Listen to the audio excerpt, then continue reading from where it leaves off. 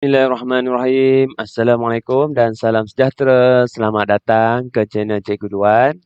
Bagi yang pertama kali masuk ke channel Cikgu, jangan lupa like, share dan subscribe dan tekan butang loceng di bawah. So, untuk video kali ini, Cikgu ingin kongsikan bab yang terakhir tingkatan 1 KSSM bab 9 Bumi. Kredit kepada Cikgu Nur Razila Khalil dari SMK Ulu Tiram kerana sediakan slide yang sangat cantik ini. Okey, kita pergi kepada 9.1 Sistem dan Struktur Bumi. Sistem bumi terdiri daripada 4 komponen. Okey, sistem bumi ini ada 4 komponen iaitu atmosfera, biosfera, hidrosfera dan geosfera. Okey, ingat atmosfera, biosfera, hidrosfera, geosfera. So, apa yang 4 ni? Jom kita tengok.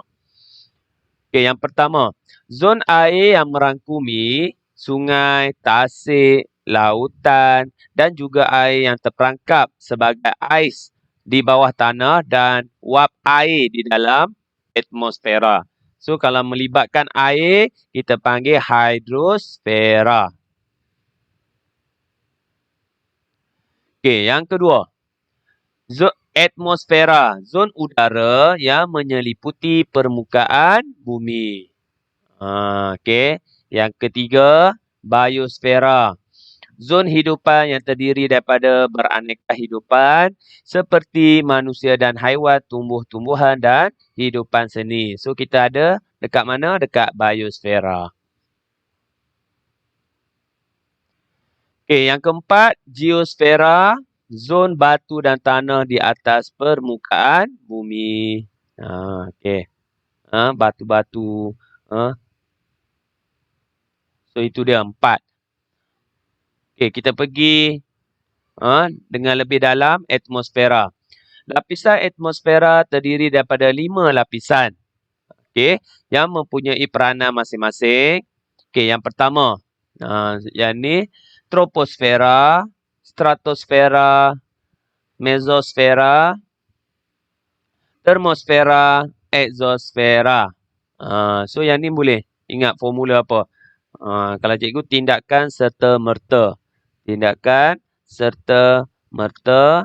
Yang ni timah embun pun boleh. Tindakan serta-merta timah embun. Okey, macam mana nak ingat? Tu. Troposfera yang pertama kita pergi. Okey, yang ni ada dalam buku teks kamu. Troposfera, stratosfera, mesosfera, termosfera dan atas sekali exosfera. Okey, yang pertama.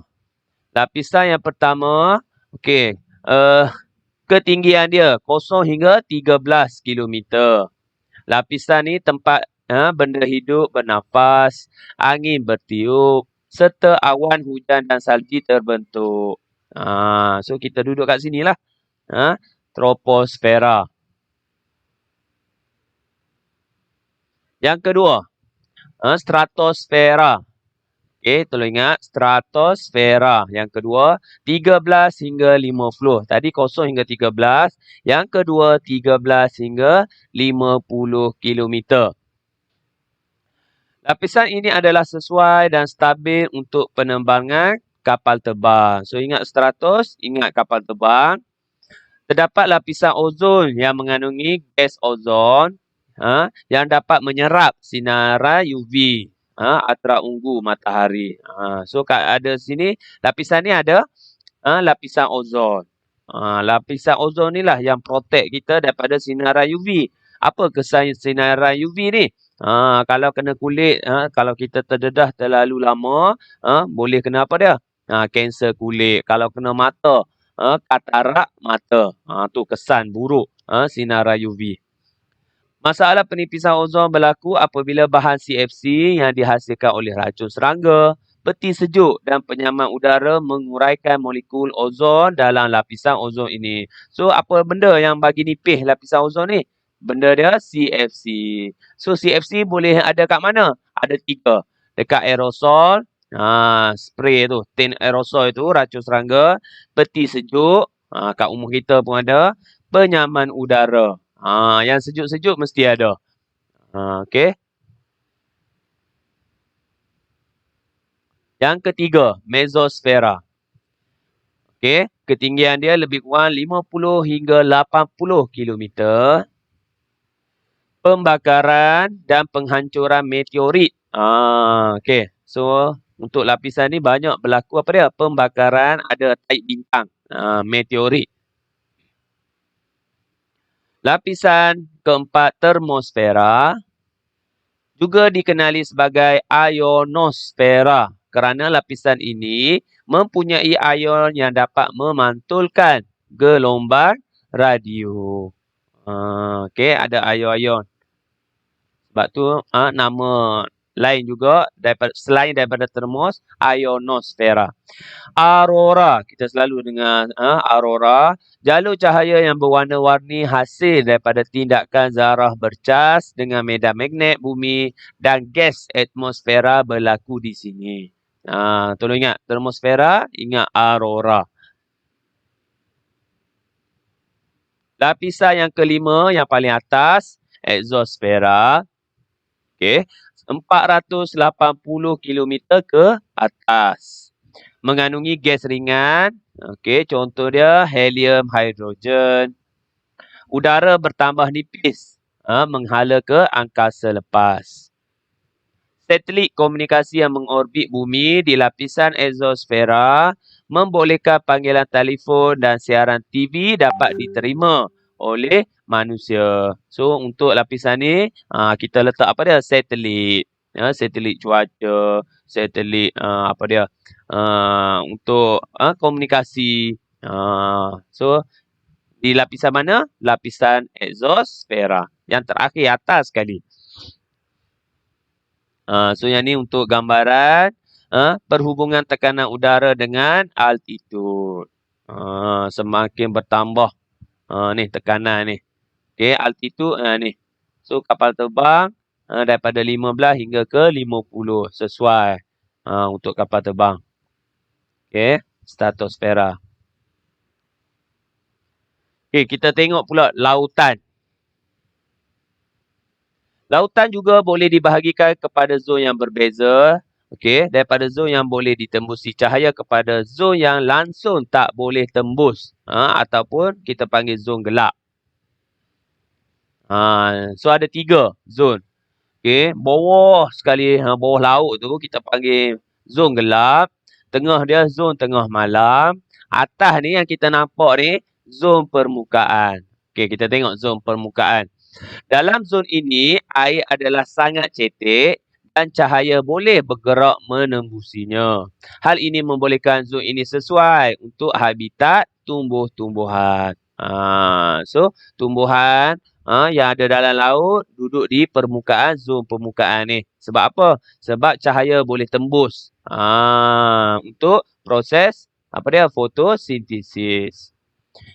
Yang kedua, zon tengah malam. Lebih kurang 200 meter hingga 1,500.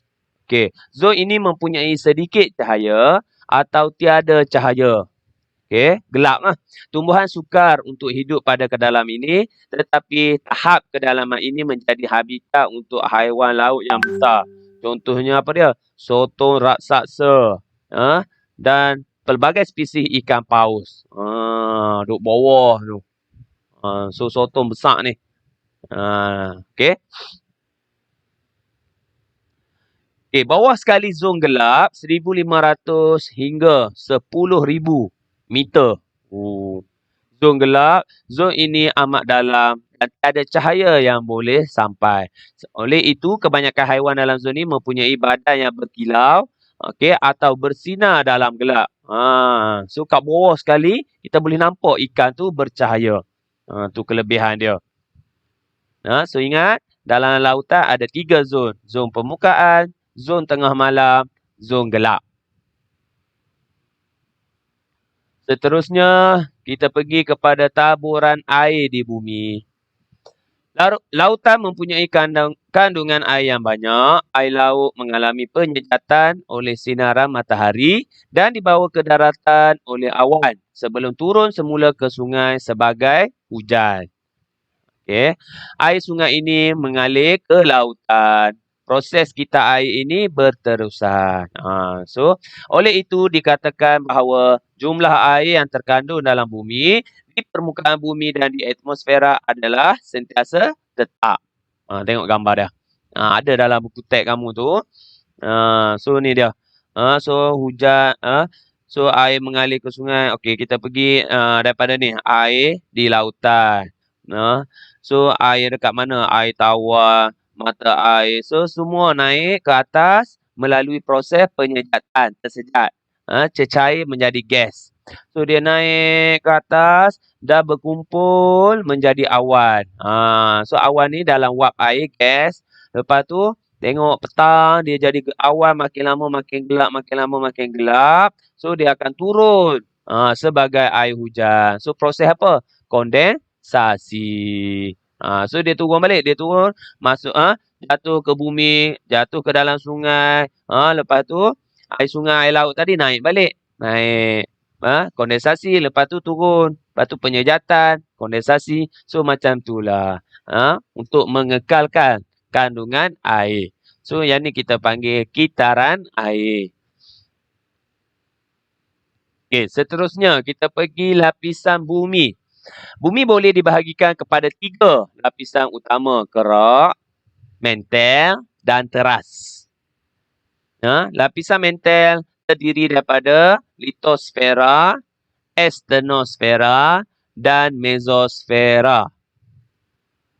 Litosfera meliputi kerak dan bahagian atas mantel. Okey, kita tengok. Ni. Ada dalam buku teks kamu tu.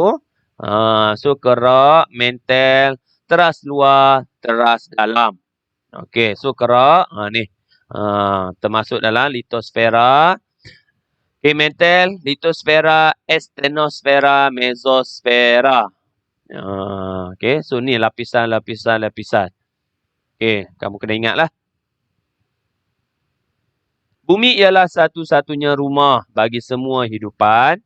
Okey, salah satu keistimewaan sifat bumi, okey, sebab apa? Bumi sesuai untuk semua hidupan sebab bumi tak terlalu panas, tak terlalu sejuk berbanding dengan planet lain.